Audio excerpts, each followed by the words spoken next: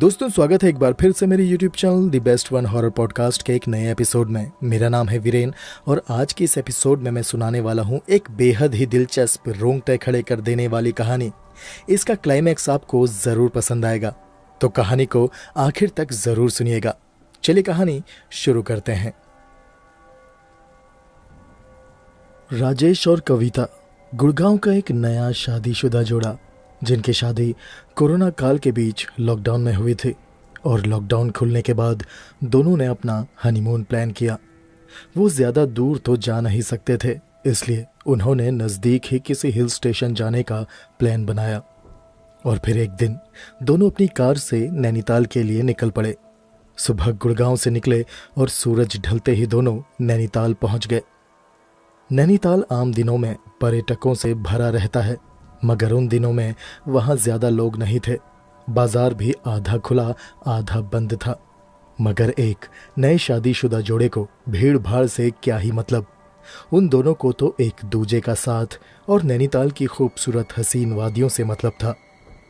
उन्होंने एक होटल में चेक इन किया और अपने कमरे में जाकर फ्रेश हुए और शाम 7 बजे दोनों होटल से बाहर निकल के पैदल ही नैनीताल झील के चारों तरफ टहलने लगे।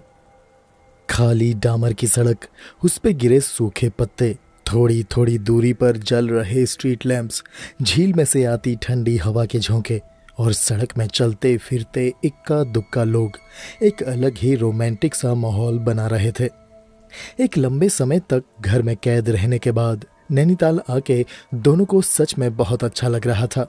दोनों काफी देर तक झील के किनारे एक बेंच में हाथों में हाथ डालकर बैठे रहे और रात में करीब 10 बजे अपने होटल में वापस आकर दोनों ने डिनर किया। डिनर के बाद कविता तो अपने कमरे में चली गई, मगर राजेश एक सिगरेट सुलगाने होटल से बाहर चला गया। रात में खाना खाने के बाद उसे सिगरेट पीने की आदत थी। राजेश होटल के बाहर झील के किनारे सिगरेट पी रहा था। उसने देखा पास ही सड़क के किनारे एक बोर्ड लगा हुआ था जिसमें शहर का नक्शा बना हुआ था और नैनीताल के आसपास के कुछ बढ़िया टूरिस्ट स्पॉट्स दिखाए गए थे। उस नक्शे में एक बहुत बड़ा घना जंगल भी था। उसके बीच बड़े बड़े अक्षरों में लिखा हुआ था किलबरी। राजेश ने अपनी जेब से मोबाइल निकाला और उस मैप की एक फोटो खींच ली।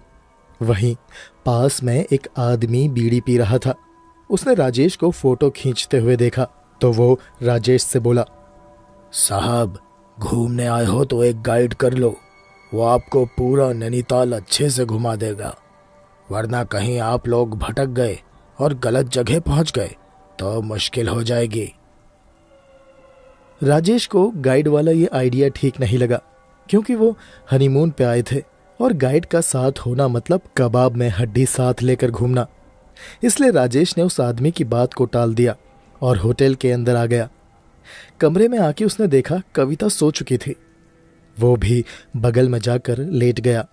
उसने अपने मोबाइल में उस नक्शे की फोटो को अच्छे से देखा और फिर मोबाइल साइड टेबल में रखकर वो भी सो गया। अगली सुबह दोनों उठे, फ्रेश हुए, ब्रेकफास्ट किया और कहाँ घूमने जाएंगे ये तय किया। राजेश को पता नहीं क्या सूझा, उसने कविता को चाइना पीक चलने को कहा। दोनों के पास अपनी कार तो थी ही। दोनों निकल पड़े चाइना पीक की तरफ। नैनीताल की आड़ी टेढ़ी सड़कें पूरी तरह से खाली थी, इसलिए चाइना पीक पहुंचने में उन्हें सिर्फ आधा घंटा लगा। वहां पहुंचकर दोनों ने काफी देर तक फोटोज खींची। कुछ देर बैठे और एक दुकान वाले से 2 चाय और मैगी बनाने को कहा। जब तक मैगी और चाय रेडी हो रही थी तब तक राजेश ने दुकान वाले से पूछा, भाई यहाँ से इस सड़क में आगे जाएंगे तो क्या मिलेगा? कोई बढ़िया जगह वगैरह है वहां पर देखने लायक? दुकान वाला बोला, साहब यहाँ से आगे जाएंगे तो आपको किलबरी के जंगल मिलेंगे और कुछ नहीं है। हाँ, वो जंगल खूबसूरत जरूर है। वहाँ अंग्रेजों के जमाने के कुछ पुराने घर जरूर हैं, मगर वहाँ कोई रहता वहता तो है नहीं, तो ऐसी जगह में कोई जाना क्यों पसंद करेगा। अब लीजिए साहब, आपकी मैगी तैयार हो गई। ऊपर से मक्खन डाल दूं साहब? हाँ, थोड़ा डाल दो, राजेश बोला। अच्छा, अंग्रेजों के बंगले हैं वहां पर? फिर तो जगह काफी खूबसूरत होगी। बंगले सही सलामत हैं या फिर टूट फूट चुके हैं? वो दुकान वाला बोला। हाँ, खिड़कियां दरवाजे तो टूट ही चुके हैं, मगर दीवारें और छत आज भी वैसी की वैसी ही है। मैंने भी दूर से ही देखा है उन बंगलों को, कभी पास नहीं गया। वैसे एक सलाह दूं साहब, आप भी वहां मत जाइएगा। राजेश ने आश्चर्य से पूछा, अब पर क्यों? दुकान वाला बोला, इसका जवाब तो नहीं है साहब, पर वहां कोई जाता नहीं है, इसीलिए मैंने कहा कि वहां मत जाना। आप पूरा नैनीताल देख लीजिए, काफी अच्छी अच्छी जगह है यहाँ पर किलबरी का वो जंगल ठीक नहीं है साहब। घने डरावने जंगल के अलावा कुछ है ही नहीं वहां पर। जूठे बर्तन धोते हुए वो दुकान वाला बोला। अब राजेश के मन में कई सवाल खड़े होने लगे कि आखिर ऐसी क्या बात है उस जगह में कि ये हमें वहां जाने से मना कर रहा है। अब उसके मन में वहां जाने की चुल मचने लगी। उसने दुकान वाले का पेमेंट किया और कार में बैठकर किलबरी की तरफ निकल पड़ा। उसकी पत्नी कविता ने उसे वहां जाने से रोका भी, लेकिन राजेश बोला, अरे यार, एक बार देख तो लेते हैं उस जगह को, अजीब लगेगा तो वापस आ जाएंगे। कुछ किलोमीटर की ड्राइव के बाद दोनों किलबरी पहुंच गए। सच में वो जंगल बहुत घना था। मुश्किल से ही सूरज की रोशनी जमीन तक पहुंच पा रही थी, मगर वो जंगल डरावना तो बिल्कुल भी नहीं लग रहा था, बल्कि खूबसूरत था। खासकर एक नए शादीशुदा जोड़े के लिए उनको ऐसी जगह आकर्षित करती है। राजेश धीमे धीमे गाड़ी चला रहा था और दोनों, वो और उसकी बीवी, सड़क के दोनों तरफ के घने जंगल को निहार रहे थे। ऊंचे ऊंचे चीड़ के पेड़ों के बीच राजेश को एक कच्ची सड़क अंदर जंगल में जाती दिखाई दी। उस कच्ची सड़क में थोड़ी दूरी पर एक ऊंचा पत्थरों का बना हुआ गेट था। उसकी बनावट देख के लग रहा था जैसे वो ब्रिटिश शासन में बनाया हुआ होगा। वो गेट आज भी मजबूती से खड़ा था। उस गेट को और रास्ते को देखकर लग रहा था जैसे वो अंदर किसी कस्बे को जाता हो। राजेश ने कविता से कहा, वो दुकान वाला बोल रहा था कि जंगल में अंग्रेजों के बनाए हुए बंगले हैं। लगता है ये रास्ता उसी कॉलोनी की तरफ जाता है। क्यों ना एक बार अंदर चलकर देखें? कविता घबराते हुए बोली, नहीं राजेश, इतने घने जंगल में अकेले अंदर जाना मुझे कुछ ठीक नहीं लग रहा। प्लीज वापस लौट चलो। राजेश बोला, अरे यार कविता, कुछ नहीं होगा, दोबारा यहां आने का मौका नहीं मिलेगा। अब यहां आ ही गए हैं तो एक बार देख लेते हैं ना। ऐसा बोल के राजेश ने अपनी कार उस कच्चे रास्ते की तरफ मोड़ ली। वो दोनों उस रास्ते में काफी अंदर तक आ गए, मगर उन्हें ना कोई कॉलोनी दिखी, ना ही कोई बंगला। चारों तरफ ऊंचे ऊंचे घने पेड़ों के अलावा वहां और कुछ नहीं था। राजेश बोला, कुछ भी कहो यार, ये जगह है तो बहुत सुंदर, मुझे ऐसी लोकेशंस बहुत आकर्षित करती हैं। कविता बोली, अच्छा, मुझे तो ऐसी जगहों से बहुत डर लगता है। राजेश हंसता हुआ बोला, चलो थोड़ा और अंदर चलते हैं, देखते हैं कुछ मिला तो ठीक, नहीं तो वापस लौट चलेंगे। उस घने जंगल में बने कच्चे रास्ते के ऊपर राजेश की कार धीमी गति से आगे बढ़ रही थी। चारों तरफ पक्षियों की चैं चैं, झिंगुरों की किरकिर और चीड़ के पेड़ों से टकराकर गुजरते हवा के झोंकों की धुन के साथ राजेश की कार का इंजन मानो जैसे जुगलबंदी कर रहा हो। कुछ और दूर जाके जब कुछ नहीं मिला तो कविता बोली, राजेश, हम बहुत देर से सिर्फ चले जा रहे हैं, ना ये रास्ता खत्म हो रहा है ना ही ये जंगल। हम बहुत अंदर आ चुके हैं राजेश, अब प्लीज लौट चलो। राजेश को कविता की ये बात ठीक लगी और उसने गाड़ी को मोड़कर वापस जाना ही बेहतर समझा। राजेश ने कार को टर्न किया और वापस जाने लगा। तभी एक ऐसी आवाज आई जैसे गाड़ी के नीचे कुछ आ फंसा हो, और फिर एक जोरदार आवाज के साथ गाड़ी का पिछला टायर फट गया। राजेश और कविता गाड़ी से नीचे उतरे। उन्होंने देखा गाड़ी के पिछले टायर में लोहे की कांटों वाली तार उलझी पड़ी थी और पिछला टायर बुरी तरह से फटा हुआ था। कविता बोली, इतनी बड़ी कांटों की तार तुम्हें दिखाई नहीं दी राजेश? राजेश बोला, पता नहीं कहां से आ गई ये तार, मुझे दिखाई ही नहीं दी। कविता बोली, अब चलो प्लीज जल्दी टायर चेंज करो, मुझे डर लग रहा है। राजेश बोला, हाँ रुको, अभी बदल देता हूं। राजेश ने गाड़ी की डिक्की से स्टेपनी निकाली, मगर उसे जैक नहीं मिला। वो बोला, ओह शिट यार, जैक तो घर पे ही रह गया। अब यहां कोई मदद के लिए मिलेगा भी नहीं। राजेश ने अपना मोबाइल फोन निकाला और चेक किया तो पाया उसमें सिग्नल नहीं थे। वो बोला, अब कविता देखो, तुम्हारे फोन में सिग्नल है क्या? कविता ने भी फोन चेक किया मगर उसके फोन में भी सिग्नल गायब थे। राजेश बोला, शिट यार, अब क्या होगा? शाम भी होने वाली है और फोन में सिग्नल भी नहीं है, क्या करें? कविता बोली, मैंने तुम्हें पहले ही मना किया था यहां आने के लिए। राजेश झुंझलाते हुए बोला, अरे हाँ, मेरी गलती है, लेकिन अब क्या करें ये इंपॉर्टेंट है। दोनों ने चारों तरफ नजर घुमाई मगर दूर दूर तक सिवाय जंगल के और कुछ नहीं था। कविता बोली, चलो ना, पैदल ही वापस चलते हैं, मेन रोड में कोई ना कोई गाड़ी वाला जरूर मिल जाएगा।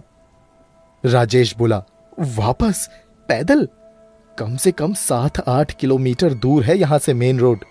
पैदल चलते चलते अंधेरा हो जाएगा। क्यों ना थोड़ा आगे ही चलकर देख लेते हैं, क्या पता आगे सच में कोई घर मिल जाए। उन दोनों के पास कोई दूसरा रास्ता नहीं था। वो दोनों सामने की ओर पैदल चलने लगे।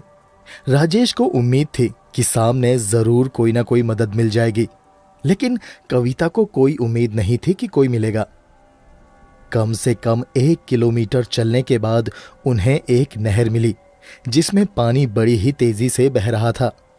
उस नहर के ऊपर लकड़ी का बड़ा ही खूबसूरत पुल था।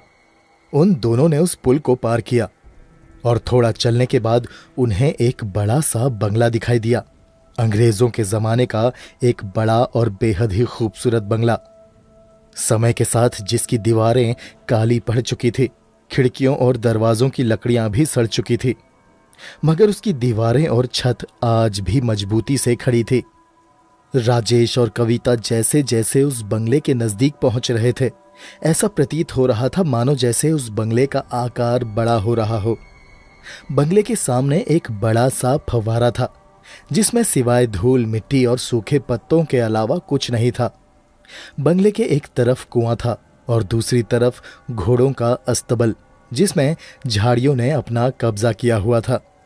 कविता बोली, राजेश, मुझे तो नहीं लगता यहां कोई रहता होगा, चलो यहां से, मुझे यहां कुछ ठीक नहीं लग रहा। राजेश बोला, यार तुम डरती बहुत हो, थोड़ा रुको तो सही। राजेश और कविता दोनों उस बंगले के मुख्य दरवाजे पर पहुंचे। वो एक बहुत बड़ा विशालकाय दरवाजा था जो लगभग पिछले 70-80 सालों से रास्ता रोके खड़ा था। राजेश ने दरवाजे को धकेला और वो दरवाजा आवाज करता हुआ खुल गया। दरवाजे के खुलते ही अंदर का नजारा देखकर राजेश और कविता का मुंह खुला का खुला रह गया। वो एक आलीशान बंगला था। दीवारों में बड़ी बड़ी तस्वीरें टंगी हुई थी जिनमें अंग्रेजी साम्राज्य के अफसरों के चित्र थे। बेहतरीन नक्काशियों से लदे हुए ऊंचे ऊंचे स्तंभ जो उस बंगले की छत को अपने कंधों पर टिकाए हुए थे। छत से लटक रहा रंग बिरंगे कांच से बना हुआ झूमर बता रहा था कि वो बंगला किसी बेहद ही रईस आदमी का घर हुआ करता था। सामने 2 बड़ी सीढ़ियां थी जो लग रहा था मानो जैसे चांद तक जाने का रास्ता हो। हाँ, चारों तरफ धूल मिट्टी सूखे पत्ते मकड़ी के जाले जरूर थे, मगर ये सब उस बंगले की खूबसूरती को जरा भी कम नहीं कर पा रहे थे। लेकिन उस बंगले में कुछ ऐसा था जो इस कहानी को दिलचस्प और दिल दहला देने वाला बना देता है। राजेश और कविता उस बंगले को देखकर इतने उत्साहित हो गए कि वो भूल ही गए कि वो वहां मदद मांगने के लिए आए थे और उन्हें वापस भी जाना है। बंगले के अंदर घूमते घूमते कब शाम हो गई उन्हें पता ही नहीं चला। राजेश और कविता सीढ़ी से होते हुए ऊपर गए। वहां एक बड़ा सा आलीशान बेडरूम था, मगर वो भी धूल मिट्टी से ढका हुआ था। मगर एक बात उन दोनों को बहुत अजीब लगी, वो थी उस बेडरूम में रखा हुआ बेड और उसमें बिछा हुआ बिस्तर। वो बिस्तर देखकर लग रहा था मानो जैसे उसमें अभी भी कोई सोता हो, क्योंकि पूरा बिस्तर एकदम साफ सुथरा था। कविता बोली, राजेश, ये बिस्तर इतना साफ सुथरा है, जरूर यहां कोई रहता होगा। राजेश बोला, हाँ, शायद तुम ठीक कहती हो, हमें आवाज देकर मदद के लिए पूछना चाहिए, दोनों सीढ़ियों से वापस नीचे आए। नीचे दरवाजे के पास पहुंचकर राजेश ने आवाज दी, कोई है? कोई है यहाँ पे? हमें मदद चाहिए, प्लीज हमारी मदद कीजिए। मगर कोई जवाब नहीं आया। राजेश ने फिर से आवाज दी, लेकिन कोई फायदा नहीं हुआ। तभी राजेश ने बंगले के कोने में एक दरवाजे से हल्का सा धुआं बाहर निकलते देखा। राजेश बोला, कविता, लगता है उस दरवाजे के पीछे रसोई घर है। तुम यहीं ठहरो, मैं जरा वहां देख कर आता हूं। कविता बोली, ठीक है, मगर जल्दी आना, मुझे बहुत अजीब लग रहा है। राजेश उस दरवाजे के पास पहुंचा और उसने झांक कर अंदर देखा और फिर अंदर घुस गया। उसका अंदाजा एकदम सही था, वो एक रसोई घर ही था। वहां बड़े बड़े चूल्हे थे जिनके ऊपर बड़े बड़े 2 तांबे के भगोने रखे हुए थे और उनमें हल्की आंच में कुछ पक रहा था। मगर उस रसोई घर में कोई था नहीं। रसोई बड़ी थी। एक कोने में सूखी लकड़ियों का ढेर रखा हुआ था और कुछ ताजी हरी घास। दूसरे कोने में बर्तन थे। कुछ बेंत की टोकरियां थी जिनमें फटे पुराने कपड़े रखे हुए थे। वहां एक बड़ा सा लोहे का ड्रम भी था जिसमें लोहे का एक बड़ा सा ढक्कन रखा हुआ था। फर्श गीला था, मानो जैसे अभी कुछ देर पहले ही धोया गया हो। रसोई में ऐसी महक आ रही थी मानो जैसे चूल्हे में रखे हुए उन दोनों भगोनों में गोश्त पक रहा हो। राजेश उन भगोनों के पास गया। उसने उनके ढक्कन को हटाना चाहा, मगर वो ढक्कन गर्म था। उसने पास ही पड़ी टोकरी में से एक कपड़ा उठाया। वो एक फटी हुई कमीज थी जिसके बटन टूटे हुए थे। राजेश ने उस कपड़े से भगोने के ढक्कन को उठाया और उसके अंदर देखा, और जो देखा वो देखकर उसकी आंखें फटी की फटी रह गई और उसके हाथों से भगोने का ढक्कन एक जोरदार आवाज के साथ जमीन में गिर गया। राजेश ने बगल में रखे हुए उस बड़े से लोहे के ड्रम का ढक्कन भी हटाकर देखा। उसके अंदर भी किसी इंसान को काटकर उसके टुकड़े रखे हुए थे। राजेश को समझते देर नहीं लगी कि वो लोग गलत घर में घुस आए हैं। राजेश तुरंत उस रसोई घर से बाहर की ओर भागा। उसने चिल्लाते हुए कविता से दरवाजा खोलकर बाहर भागने को कहा। कविता उस बड़े से दरवाजे को खोलने की कोशिश करने लगी, मगर वो जाम हो गया था। राजेश ने भी बहुत कोशिश की, मगर वो दरवाजा नहीं खुला। शायद उस दरवाजे को बाहर से लॉक कर दिया गया था। तभी दरवाजे के बाहर से एक घोड़े के हिनहिनाने की आवाज आई। बाहर कोई था। राजेश ने कविता को खामोश रहने का इशारा किया और उस दरवाजे पे लगे हुए बड़े से लोहे के कुंडे को अंदर से बंद कर दिया ताकि बाहर जो भी था वो दरवाजा खोलकर अंदर ना आ सके। फिर राजेश और कविता दोनों दबे पांव चलते हुए पास ही के एक कमरे में घुस गए। उस कमरे की खिड़कियां टूटी हुई थी, मगर उनमें लोहे की ग्रिल्स लगी हुई थी। वो दोनों उन खिड़कियों से निकलकर भी नहीं भाग सकते थे। कविता ने राजेश से पूछा कि उसने रसोई में क्या देखा। राजेश ने कविता की आंखों में झांकते हुए कहा, कविता, हम बुरे फंस चुके हैं।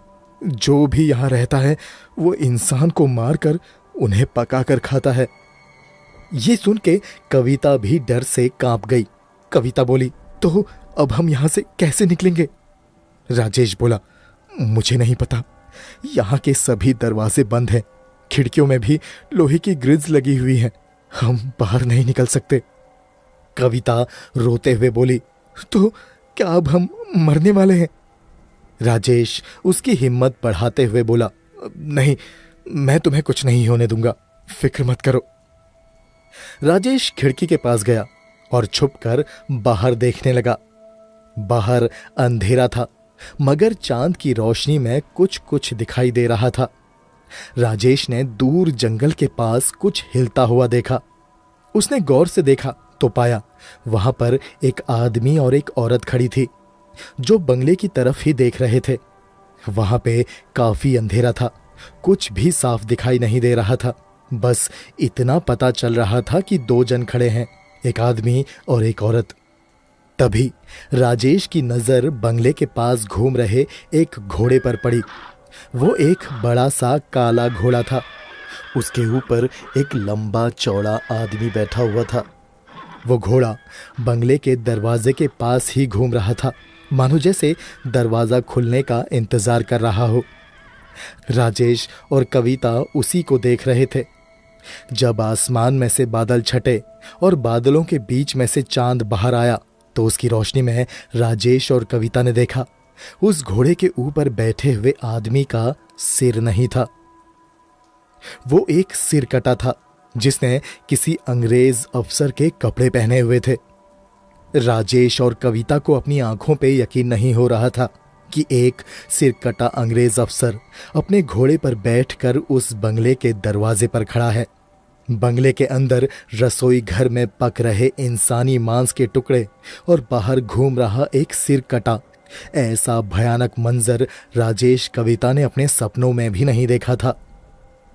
राजेश ने कविता से कहा, कविता, मैंने अभी बाहर जंगल में पेड़ों के बीच एक आदमी और एक औरत को खड़े देखा था, हमें उनसे मदद मांगनी चाहिए।